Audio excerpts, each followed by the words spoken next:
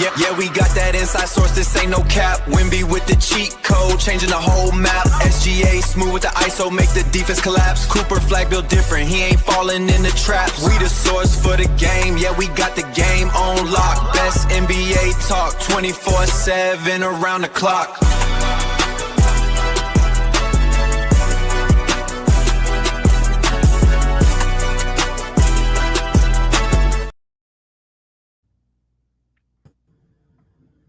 All right, I'm gonna ask back to the stage. Can you hear me, Matthew? Yeah, I can hear you. Yeah, I don't know why it just cut out. Everything was playing, then it just cut out. Did it cut out for you? For a second, yeah, it cut out. But we're live right now, right? Yeah. We're live right now, but I just want to make sure everything is live and streaming right now. Yeah, it looks good. It looks good on my end. All right, let me throw this back in here real quick. Hold on. Yeah, we got that inside source, this ain't no cap. Wimby with the cheat code, changing the whole map. SGA smooth with the ISO, make the defense collapse. Cooper flag built different, he ain't falling in the traps. We the source for the game, yeah, we got the game on lock. Best NBA talk, 24/7 around the clock.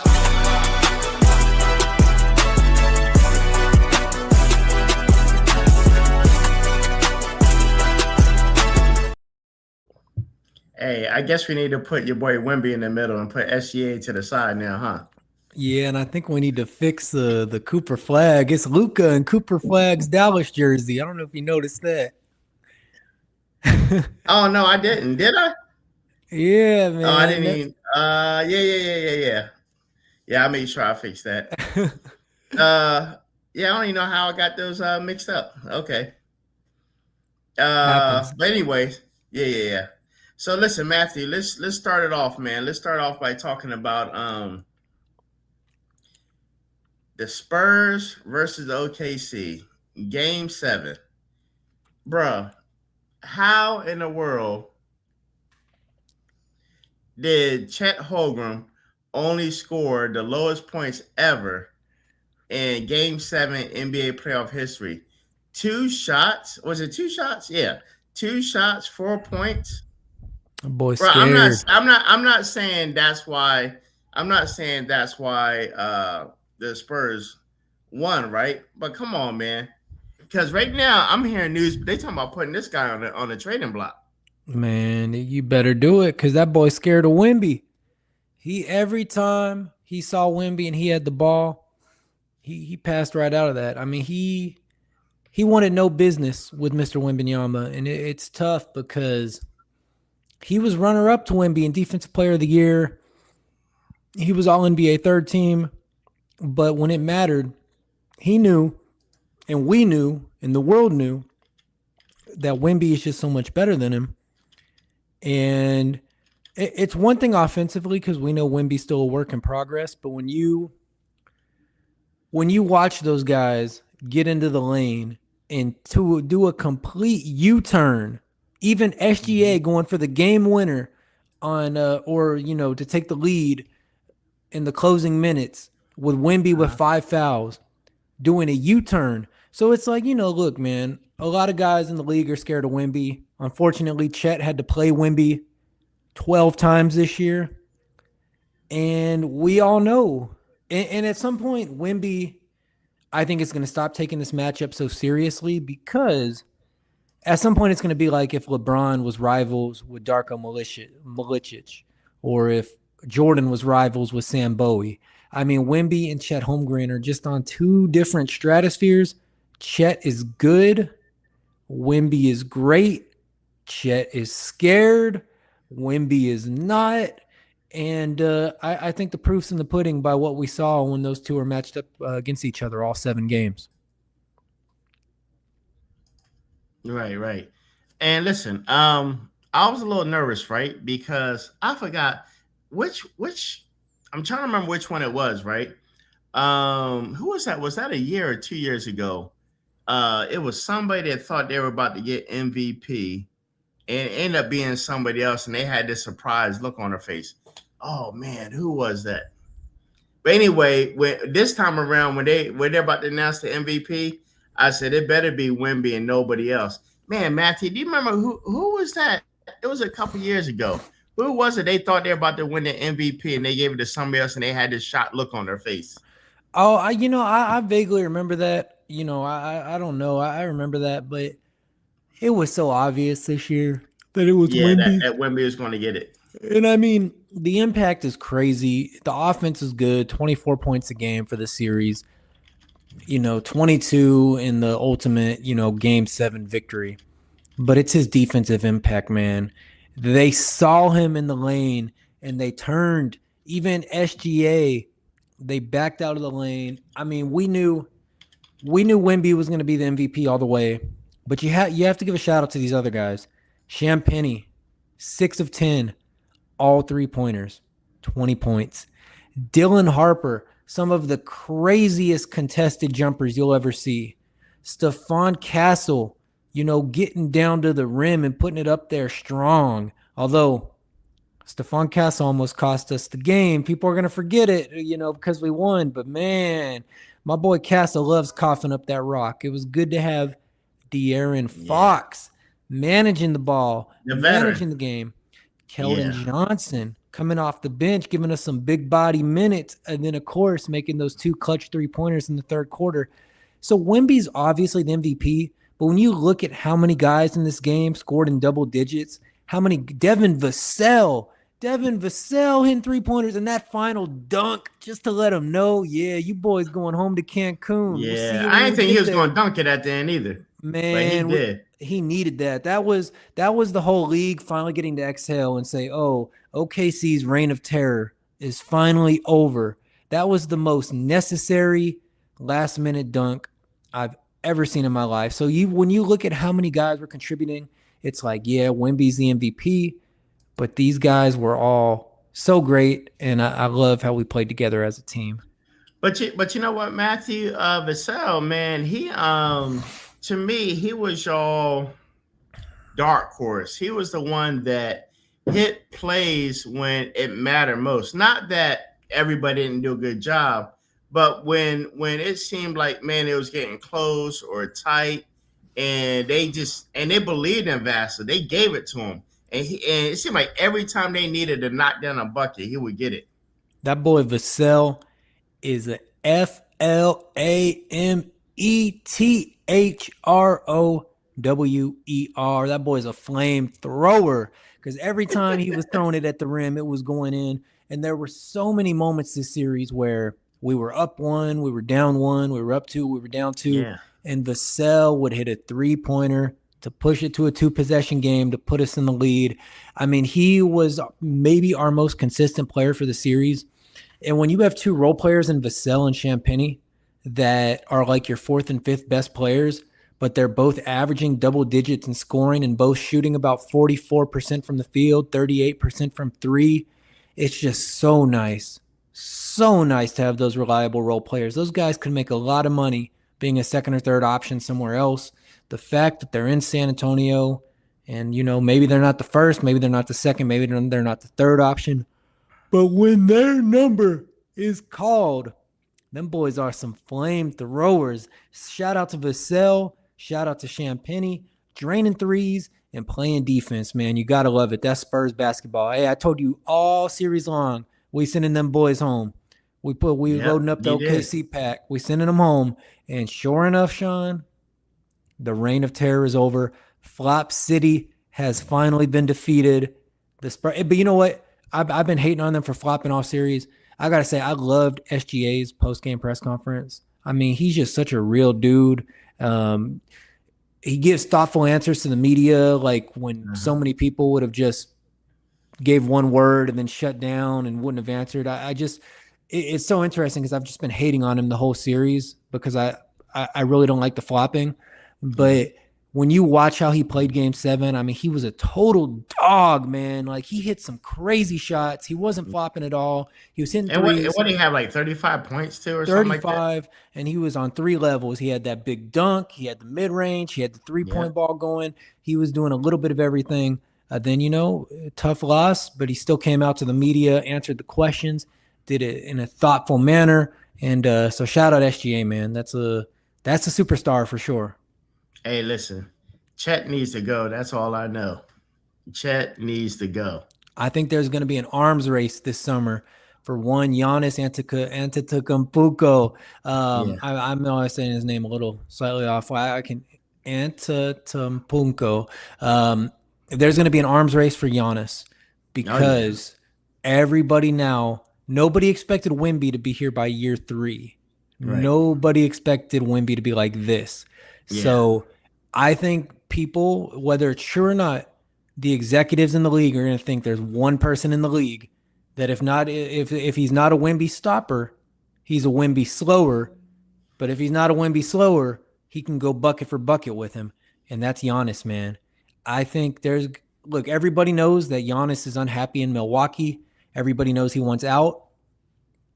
There's going to be so many teams that think they're going to contenders that are going to think they're one Giannis away from hoisting that chip because they need somebody to go head to head with Giannis, with Wemby. It can't be Joel Embiid because we know he's not going to stay on the court. Yeah. We know he's not going to stay on the court. So I think it's going to be Giannis. And if you're OKC, you got a lot of picks. You got Chet, you got McCain. I mean, you could lose some players that really maybe aren't in your long-term big picture. Yeah. I mean, if you're OKC and you say you turn Chet, McCain, and 2 first-round picks into Giannis, you still got plenty of firepower. So I think there's going to be an arms race for Giannis, and I think OKC is going to be a buyer in that arms race. I think they're going to try to look to get Giannis, man. All right, got you. All right, before we switch over to topic number 2, we'll throw this on there. Ant-Man shifting, leave the defense in the cold. LaMelo with the vision, yeah, the stories get told. Jason Tatum closing out, put the ring on the shelf. We breaking down the league, keep it all to ourselves. We the source for the game, yeah, we keep it on lock. Best hoops talk around the clock.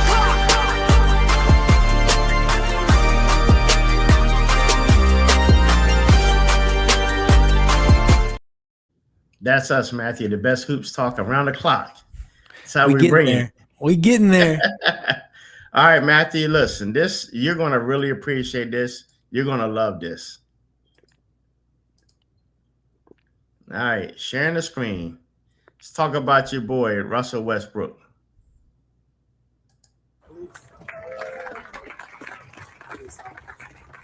I feel like I'm showing my age. I'm the only one that didn't come up with a piece of paper. But it's all good. First and foremost, I am a huge man of faith, so I'm truly grateful for God for putting me in this position to be able to be here in Oklahoma City with you great people. Second, I want to thank Christian, CK. Thank you, brother.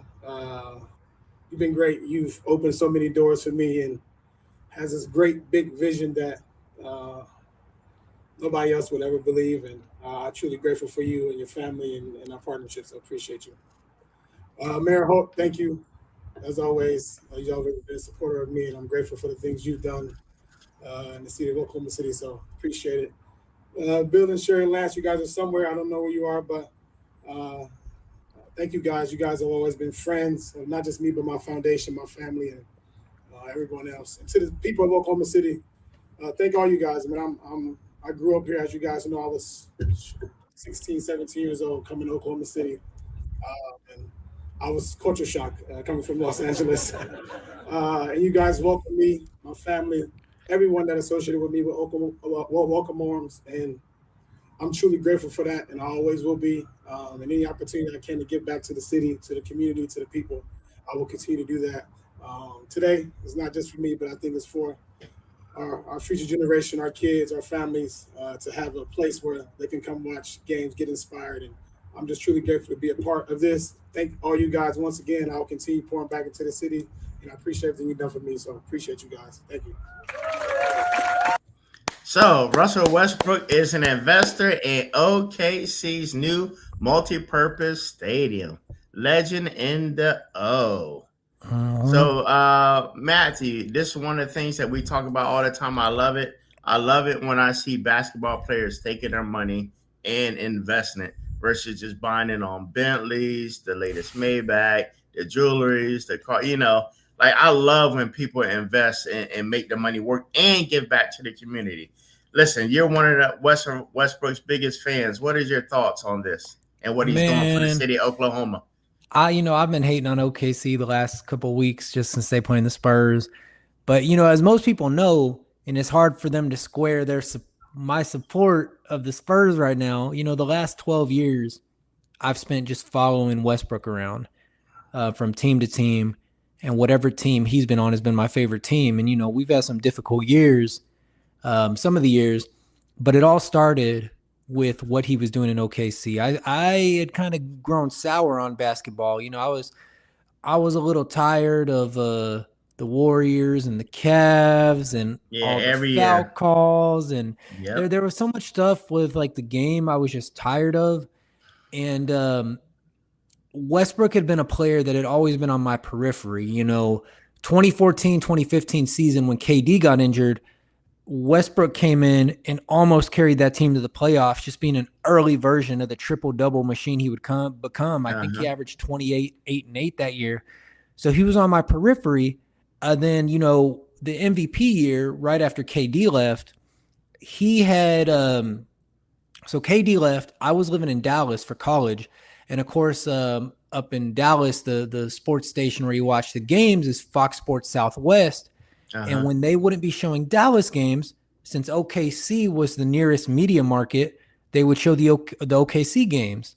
Yeah. And I started watching a couple of those, and just like the passion, the intensity, the joy he played with. And people forget, because he gets clowned on a little now, but people forget just what a monster he was in the clutch, where there were so many games where they were down 8, 9 with 5 minutes to go, and he just put the team on his back single-handedly and just carried them back. I mean, people forget, but, that 2016-17 Thunder team was a lottery team without MVP Westbrook, pulling them to 48 wins, I believe it was.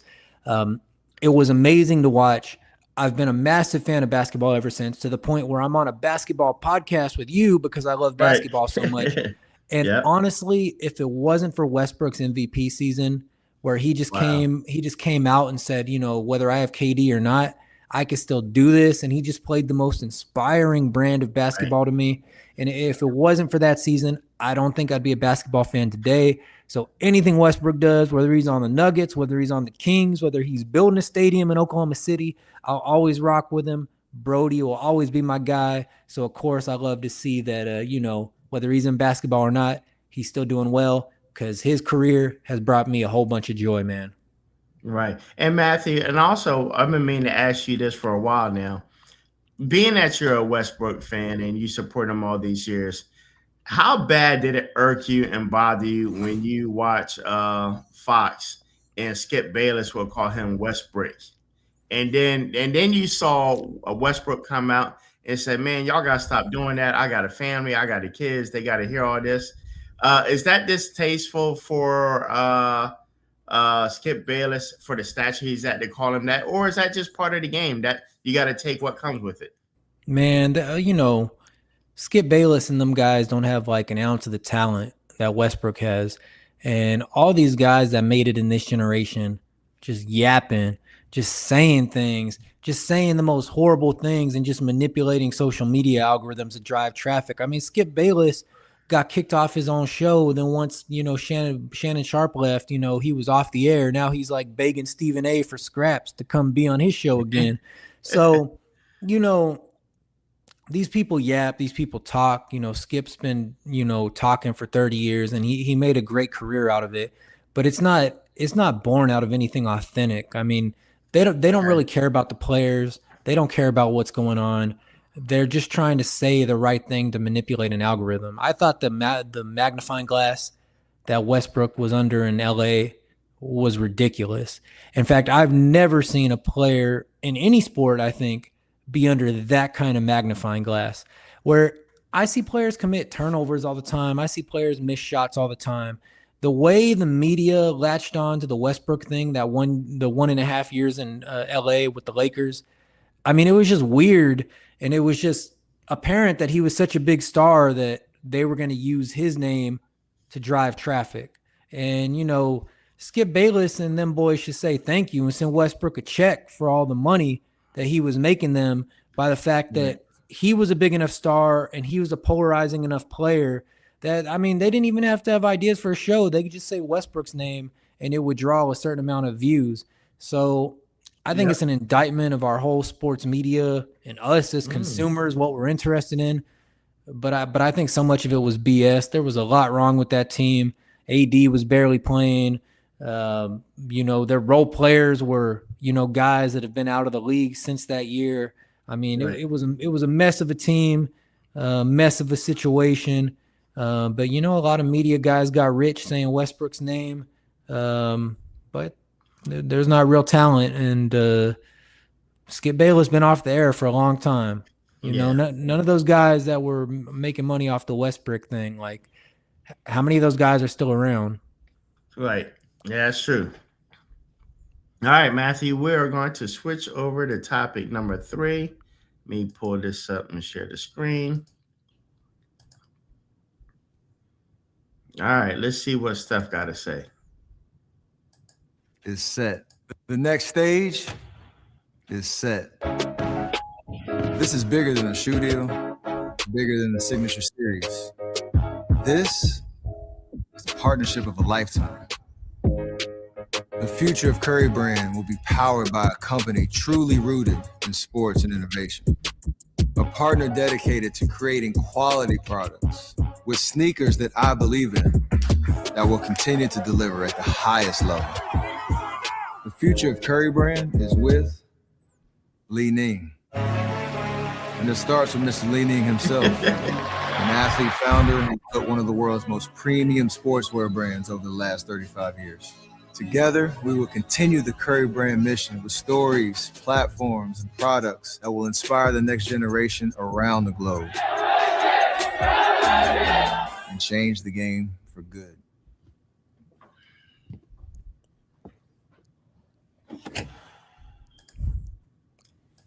And of course they weren't going to show what the sneakers look like yet.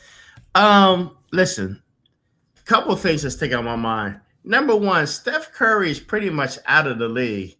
Like, what, he got 1 or 2 years left? Who's going to really just buy? People buy sneakers when people are in the midst of their prime, right? Unless you're Jordan, which, just historically will never stop selling, right? But he's at the end of his career. Number two, I've never heard of Li Ning. And then on top of that, 3, Matthew, even when Steph was hot, right? Was anybody buying Under Armour sneakers for Steph Curry? I'm not saying they weren't, but I don't know. What do you think about this overall late in his career type shift to sell this basketball sneaker? Man, Curry's a big star. I wouldn't underestimate it. I mean, he's a global star. You can go into a Dick's Sporting Goods or an academy and, pretty much any big city in the country that has an NBA team. And they're going to have your hometown stuff, and they're going to have 1 or 2 players outside of your hometown's jersey. And usually they're going to have Curry. I mean, you can't underestimate, the young generation grew up watching Curry. In fact, that young generation is actually becoming the not so young generation anymore because, right.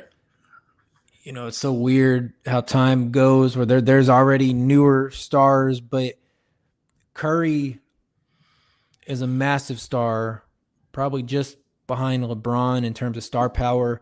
Him having, universal recognition as the greatest shooter of all time. Uh-huh. I think regardless of if he's in his prime or not, he's still going to be able to sell some shoes. Under Armour was just a weird brand for him to have a shoe contract with. I can't think of anybody that buys Under Armour basketball gear. I don't know if that was like a Curry thing or just kind of a weird that you picked Under Armour. I'm sure if he picked Nike or Adidas or whatever, he would have sold plenty of Curry brand shoes. Not to say he didn't with Under Armour. I don't know. I mean, I don't see him a whole bunch, but it's weird to me. Oh, also, he still averaged 26 points a game, Sean. Now he was injured, but I wouldn't be surprised if he plays up to 5 more years. I mean, guys don't go from averaging 26 points a game to out of the league. So, he could still have some years. Now, are the Warriors going to be good? Are they going to be relevant? Hey, Isaiah Thomas. Yeah, that was a weird thing. That was an injury. I mean, that was an injury-induced thing, and some of his good years were kind of like a flash in the pans. So that's a different thing. That's a whole different thing. The thing that surprises me though is it's a Chinese company.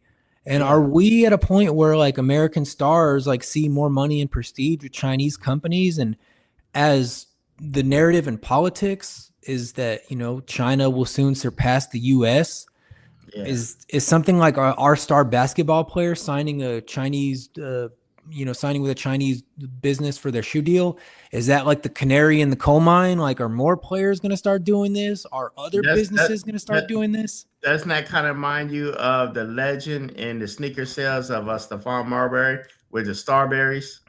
Yeah, I mean, those Starberries, man, anybody that played in those got ankle and knee problems now. Them $10 shoes, bro, you're playing in those now. I bet your feet hurt. I bet your ankles hurt. I bet you ain't hooping now. You're playing those, you're 14. You were retired by 24. Would you rather play in those or the Shaqs? Man, I'll tell you what. I don't know. I think you got to throw the big baller brand shoes in there too. And I don't know. Yeah. I don't want to play in any of those. But Shaq, the Shaqs were cool, man, because a lot of us kids that didn't have money, we were rocking the They're Shaqs. at Walmart getting them. We were at Walmart getting the Shaqs, and I'm sure Shaq was getting paid for that because he's getting paid for everything. He'd be on TV hanging out with the general. Go with the general and save. Right. But man, it's weird to me to see NBA stars signing deals with like Chinese companies, and I really makes me wonder, like, is at some point is like if China's competing with America for like shoe deals with like our star NBA players, what other industries are going to take like a turn more towards the Chinese? And, by 2050, are they competing with us? Not just because, right now everyone talks about, and I don't want to get too much into politics, but everyone talks about, the Chinese economy is going to surpass the American economy at some point. But in terms of the soft power, the cultural power, like the entertainment power, the sports power, it's clearly America. But if our big stars start moving to Chinese companies, I mean, that's going to be very interesting. And I'm going to be following this closely to see if Curry's the only one. Because if more stars go with Chinese companies, I really think that could be a sign of maybe things to come. Right. Got you. All right. Let's swing over to this real quick. Yeah, we got that inside source, this ain't no cap. Wimby with the cheat code, changing the whole map. SGA smooth with the ISO, make the defense collapse. Cooper flag built different, he ain't falling in the traps. We the source for the game, yeah, we got the game on lock. Best NBA talk, 24/7 around the clock.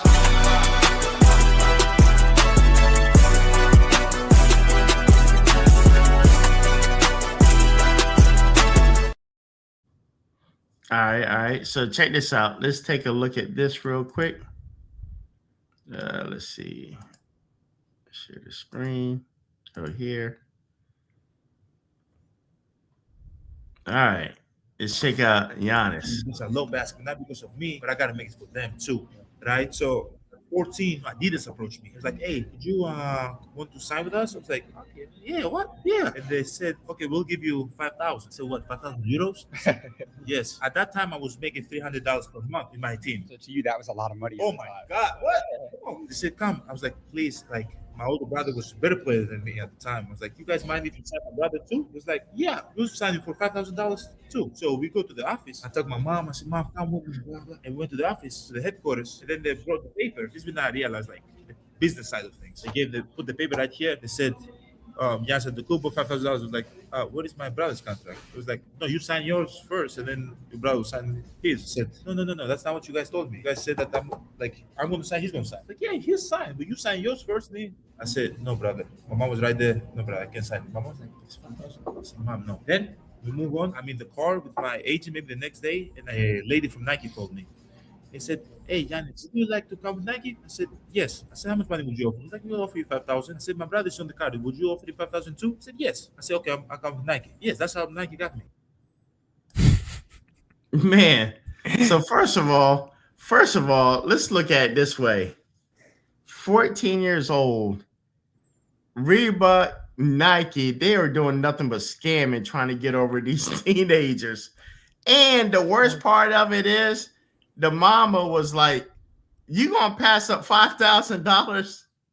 5,000 euros. That's more than $5,000. 5,000 euros. Yeah, but it's not that much. It's what? was a $1.50 per $1.50 or something like that. It was like 7,500 or something like that. At the time, it depends on what the rate of the euro was when he was only 14. But that's still not a lot. Let's round it up. It's under $10,000. About $6,000. Yeah, depends on what. Now, when I was over in Germany, it was $1.50 per dollar, so it meant more then. But now, look, $6,000. Come on, listen. The mere fact that Reebok and Nike were going to try to take advantage of these teenagers and get them $6,000 is crazy. What do you think about his story and how much he sticks up for his family? Man, he been carrying the mother onto Kumpo boys for a long time now. Giannis is the golden goose, man. He got 2 of them on the Bucks team right now, and he still don't want to play for the Bucks. But hey, man, shout out the guy. Always taking care of his family, always having his family's back. Like I mean that's big, but man, you gotta show some other loyalty, man. You got your team, your Milwaukee Bucks, man. They got both your brothers on the team. They don't got one Antetokounmpo. They don't got 2. They got 3 right now. They got Thanasis and they got Alex on the team, and he still want to go. And like, if you're Milwaukee, you're saying like, we built the team for you organically. You won the championship. When that stopped working, we went and got Dame for you. We tried to go the super team route. And all through the whole time, we've been signing all your brothers, and they're not doing much for us production wise. And man, he's been there 13 years. I mean, it's a good story to turn down, like to have that kind of character, to turn down that kind of money, to get your brother a deal as well. And I don't know if he's talking about Thanasis or Costas, because I think they're both his older brothers, if I'm not mistaken. Costas actually won a ring with the Lakers. A lot of people don't know that. And the Lakers might have had him just because they were trying to lure Giannis in free agency. But in any case, man, Giannis been with the Bucks 13 years. They signed his brothers.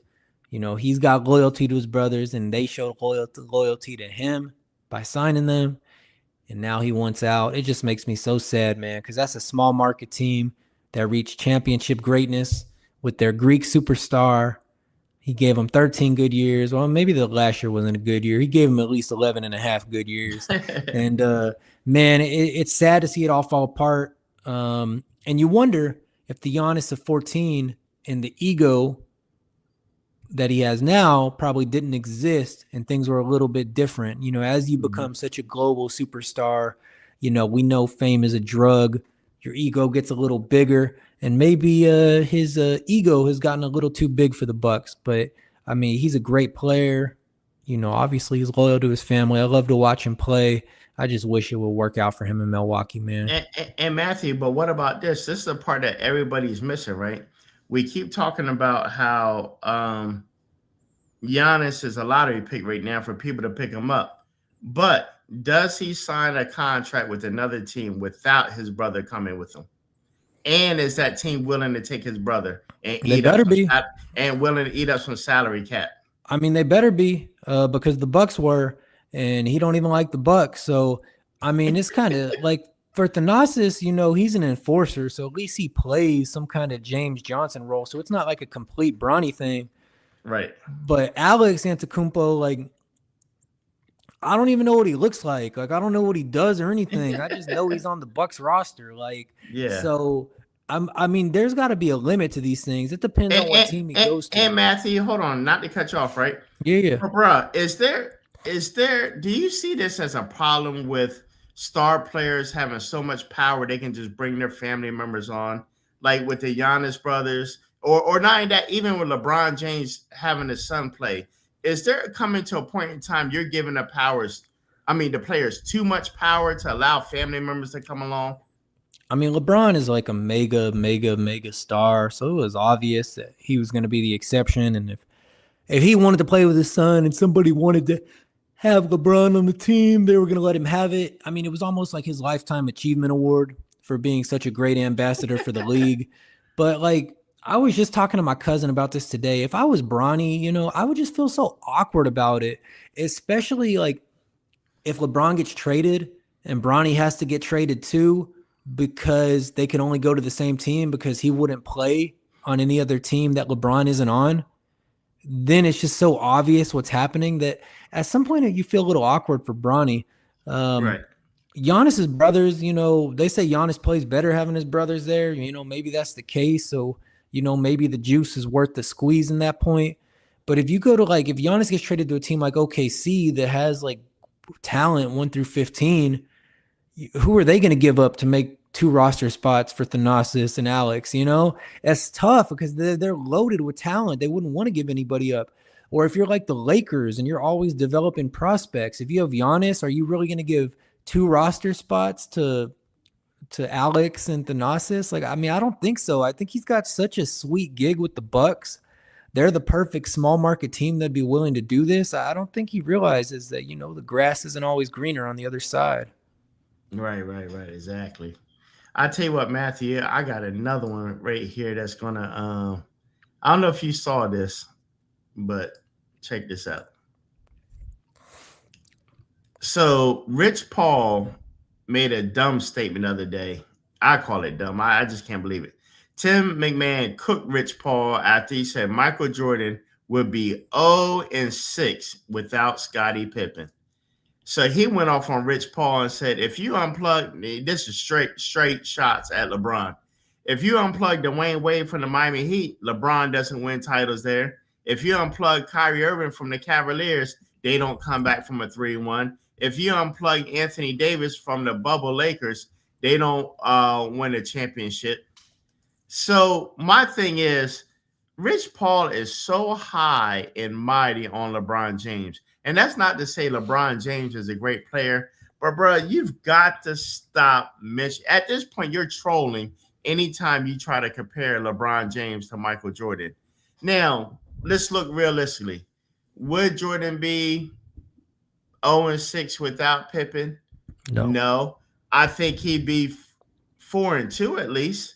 Because no matter without Pippen there, Jordan was going to find a way to win that game regardless. That's the kind of drive. That's the kind of impact. He's going to do everything in his power. I think they'd be 4-2 without Pippen, but not no 0-6. LeBron would be 0 whatever he is. Man, it's hard to say. They have every team's going to have a second best player, have a third best player. We can argue till the cows come home, but what's the point of this? Jordan's 6-0 in the finals. LeBron is 4-6, whatever, but different circumstances. The league's probably a little more competitive for LeBron. I still rank Jordan ahead of him in the GOAT chase. Pippen was a great second best player, but those teams weren't loaded. I mean, you look at those teams now and you're like, who the heck is Bill Cartwright? Who the heck is Luke Longley? You mean to tell me, there was talent. There were good players, but it was a different era. And it's just a little dumb to play that game because you could play it with both of them. If you want to, it's like Tim McMahon said, if you want to take Pippen away from Jordan, well, why don't you take Dwayne Wade, possibly the greatest sidekick in NBA history? The fact that you take Dwayne Wade, who was such a mega star, even before LeBron came, them Converse ads, fall down 8, get up 9 times. Because he was the first flopper. That's why he was falling down. But anyway, that's a whole different story. But he was such a mega star, winning championships, on the cover of Slam magazine, slam dunking it in the NBA Finals in 2006. It already got it on his own. The greatest Robin in NBA history. I mean, if you're going to take away Scottie Pippen from Jordan, and you say, okay, well, then what do we do for LeBron? We're taking away D Wade. That name is just synonymous with basketball. You hear D Wade, and you're like, that boy's so clean. That boy's so good. He crazy. Did you see that when he slammed that shit? Oh, I don't. Sorry. Apologies. Yeah. I got so excited talking about D Wade.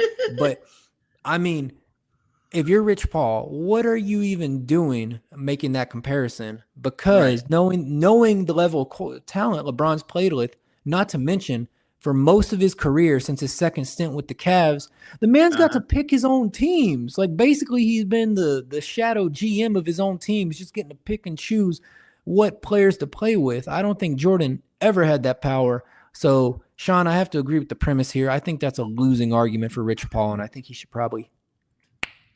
Yeah, he's got to hang it up, man. At this point, I think he's be trying to troll and do clickbait Because I don't think he believes half of this stuff where he be saying about LeBron. He's just having a little fun trying to sell some podcast ads. Let's take a look at this one.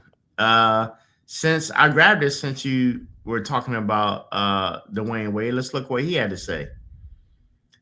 Dwayne Wade says winning championships in Miami wasn't enough for LeBron James' legacy, and he supported LeBron's decision to leave the Heat and return home to Cleveland in 2014.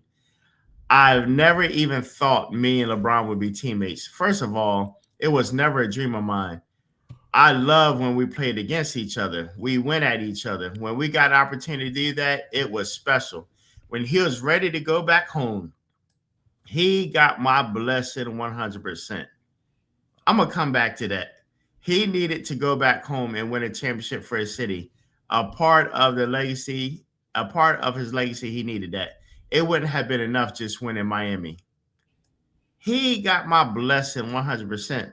Bruh, you said it like he needed your permission to go back to Cleveland. No, he certainly didn't. But you know, this game is a brotherhood, and you know, KD and Westbrook were never the same after KD left for OKC. And beforehand, you would have thought like, you know, the way they talk, and you know, a lot of this is just for the media, but you know, the way they talked, you would think they were like brothers. And it was never the same after he left to Golden State. But I think D Wade's point here is right, that LeBron needed to win a chip. Maybe not in Cleveland, although that makes it so much bigger. You know, the king comes home, so to speak, and wins a championship for his home state, where he's just from up the road in Akron. And I think that's right. Then of course he won the one with the Lakers. And the reason I think that's right is because look at the way people talk about the second best player of LeBron's late career generation, Kevin Durant. People have never given Kevin Durant the respect for those two titles in Golden State. Yeah. And when it first happened, you thought, oh, eventually people will get over this. Eventually they won't care. Eventually people will just say, oh, NBA champion Kevin Durant.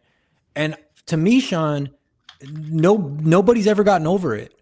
Everybody still mentions, oh, he shouldn't have went to those Warriors that beat him. He shouldn't have went to the 73-1 Warriors. Like, it's a tainted team. It's a tainted ring because they won a ring before him. They won a ring after him. I don't necessarily agree with that. Kevin Durant's a great player. I have a hard time believing he was never going to win a championship. Right. But the way, and I mean, just to watch the man play, 25 points on 15 shots anytime he wants. I mean, it's amazing. He's a hooper's hooper. But the way the mainstream media and the way like most basketball fans look at it, nobody's really ever considered those titles legitimate. And people don't remember this, but they treated the Heatles, the Bosh, Wade, LeBron Heat, the same way they treated the KD Warriors at first. Now, people got over that to some extent, and that's partly because how the Spurs put BTA on them and made them look mortal. So, shout out San Antonio.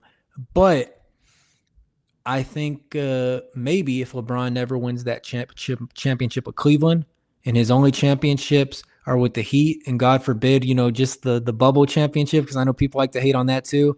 I think he definitely needed that Cleveland championship, and so it's good he went and got it. And I think you just have to look at his neighbor on the contemporary greats list, Kevin Durant, to see what can happen if you don't go get one that the world considers legitimate, so to speak. Right. Got you. Okay. All right, Matthew, here's another one here for you. Tell me what you think about this. The subway entrances near Madison Square Garden getting a fresh orange and blue paint job ahead of the finals. So you mean to tell me, let's watch this video real quick. How much that costing?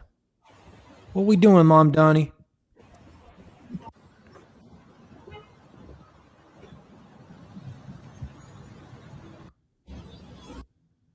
Yeah, exactly what I was about to say. Mondami, man, this man is spending all the taxpayer. Like, is this what it takes to clean up New York subway? Like, you weren't even thinking about painting this. You're gonna leave it all raggedy with snot boogers and pee and stuff all on these rails. Now that New York and people are coming in, now you want to clean it up. Is that what it takes? if that's what it takes to clean up New York, then I want them to go to the championships every year. I want them to come to San Antonio and start cleaning up too. We could use a little cleanup too. Man, they're just having fun with it. I don't know if you saw today that Mom Donnie put out a I don't know what they call it at the mayor level. At the presidential level, it's an executive order. Let's just call it an executive order. He put out an executive order repealing bedtime for children during the Knicks championship series. And the San Antonio mayor is not having so much fun with it. She made bedtime mandatory. So no Spurs fans getting to stay up late and watch the games. I think Mom Donnie, Mom Donnie, I think he's having fun. I think he is a huge Knicks fan. So everything I read about him in the press, I think he's doing a pretty solid job. And the reason he got elected is he's a communicator. And so when you can do a fun little thing like ban bedtime for kids during the Knicks championship run, I think everybody's enjoying it. And they better enjoy it now because they're not going to be enjoying it in a couple games when the Spurs are whooping them and taking them out in 4 or 5. So what I would say to the mayor and to New York is have fun. We love to see it. But it's about to be sad hours in New York starting on Wednesday night. Listen, man, what has it been? Has it been 27 years since they went to the finals? Is that, I know it's been a lot of years. I want to say 27 years. Bro, man, New York needed this, man. New York is like how Texas needs the Dallas Cowboys to go to the finals. It's like New York is like the dream team that everybody's wished for that would actually win. And I still think it's sad to this day that Patrick Ewing was never able to win a championship. Hey, 27 years, and do you know who beat them in that championship 27 years ago? The Spurs. The San Antonio Spurs. We beat them in 5. My prediction for this series, we beat them in 5. We wins game 1 and 2. We lose 1 of 3 or 4. We take it back to San Antonio, knock them out in game 5. We get the alien back over the Tower of the Americas. We get the whole setup. We get the honking. We get the crazy driving because history is going to repeat itself. And just like 1999, we're going to beat them in 5. So New York, paint the subway, ban bedtime, have all the fun you want because it's not going to be so fun in a couple of days. And you know what? Not to say that this person isn't biased, but he's biased. They cannot get Stephen A. Smith to say that that the Knicks are going to lose, no matter what. Now everybody knows the odds are against the Knicks to win, but Stephen A. Smith is bragging about, I'm not going against. I don't care how great the alien is. He better care because they're about to come show it. Hey, you know what? Good for him sticking with his team, and especially him because I think he's a Philly guy, supporting the Knicks somehow. So I'm sure he's gotten a lot of flack over the years for being a Knicks fan. So good for him sticking with them when it matters. I'm not a huge fan of his show, but I can appreciate a fan that doesn't want to go pick against their team. I certainly never pick against the Spurs, so I'm not going to hate on any Knicks fan that don't want to pick against the Knicks. And Matthew, and they're holding on too early this year when they won that mid-trophy championship cup. What's that, like December? Nothing. NBA Cup. Come on, man. Yeah, but they talking about how they beat them. And throw it out. What was it, at least 10, 12 points they beat them by? Hey, that was a different team, man. The way we came together, in the second half of the season, put that NBA Cup in the waste bucket because that's where the Knicks about to go in about 5 games. All right. We're gonna watch this one more video here. And we'll call it a night. It said, Wemby out here training like a Navy SEAL. Are the Knicks cooked? Let's look at this training he going through.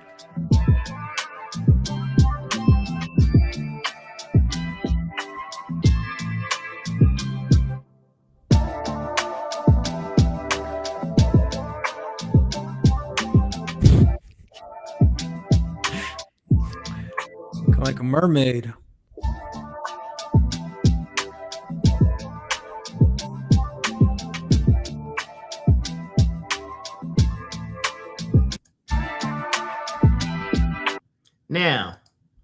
Now I know a lot of people look at that, they might laugh, think it's funny and all that, but people don't realize, do you know how hard it is to train underwater? And not only is he doing it with weights, right? But what people are failing to realize, bro, this exercise is so good with your.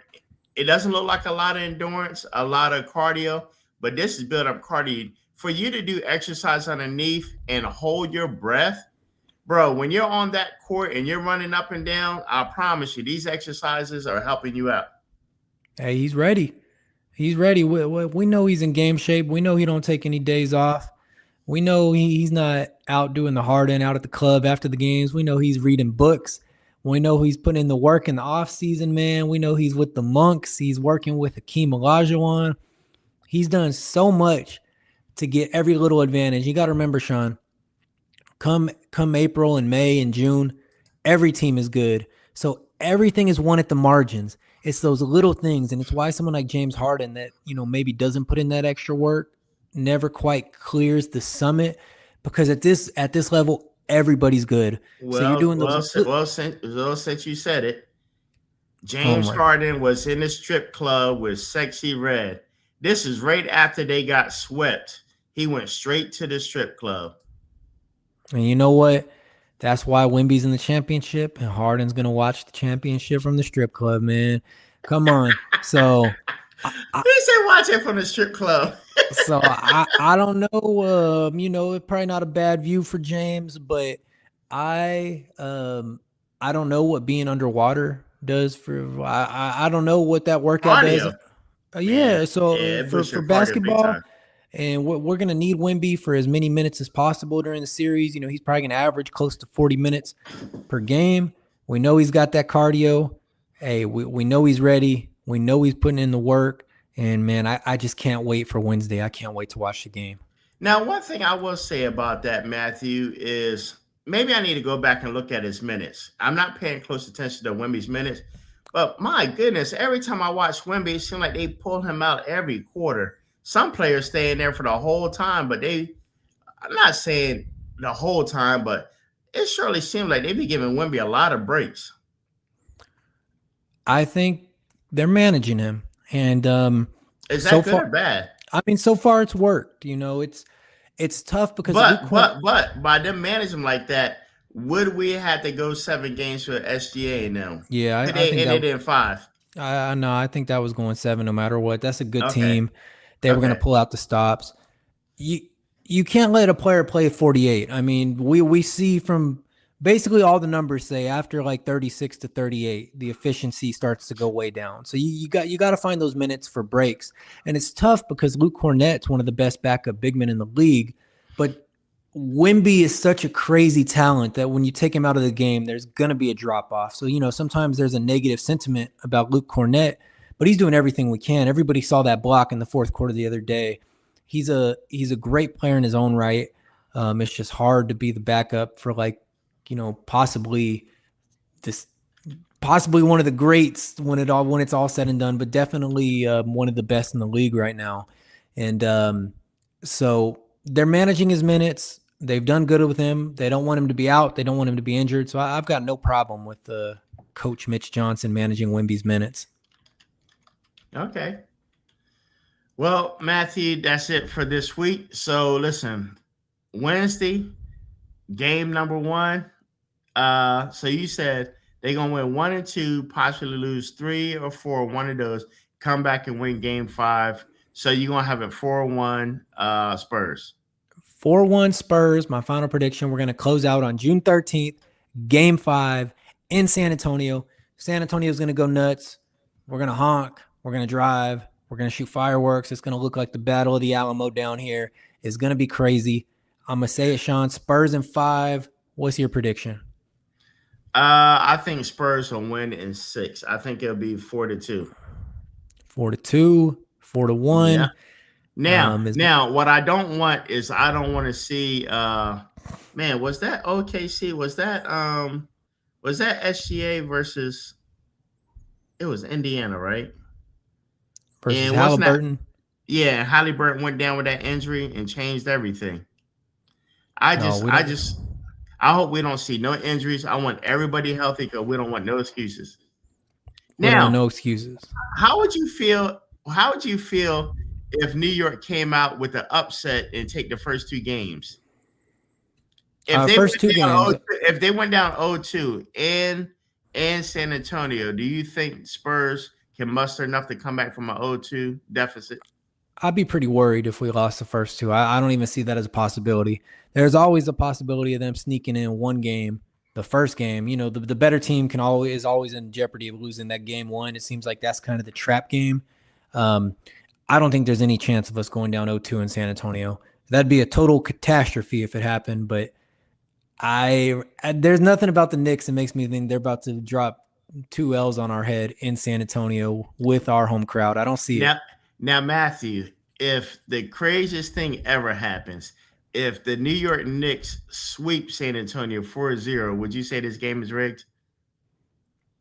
I don't know what I would say, but I will tell you that I would say, you know, look up in the sky to see these pigs flying over rainbows, because there's no chance of that happening. Right. There's 0% chance. Okay. All right, there you have it. Listen, basketball fans, we thank y'all for coming out, checking us out, doing a live stream. And listen, we'll be back later this week to give you some more in depth and detail. By that time, game one will be over. So come tune in on Thursday so you can hear me do some post-game analysis on the whooping that we laid on the Knicks the day before. And I think the only question we'll be answering is if we won by 30 or if we won by 35. We'll see. All right, there you have it. Till next time, me and Matthew, we signing out. Yeah, let's go. Tap in. Like the content, then you better hit the thumbs up. Share with your whole squad. We filling your cups. Hit subscribe right now and join the whole crew. We drop the realest takes. Always something new.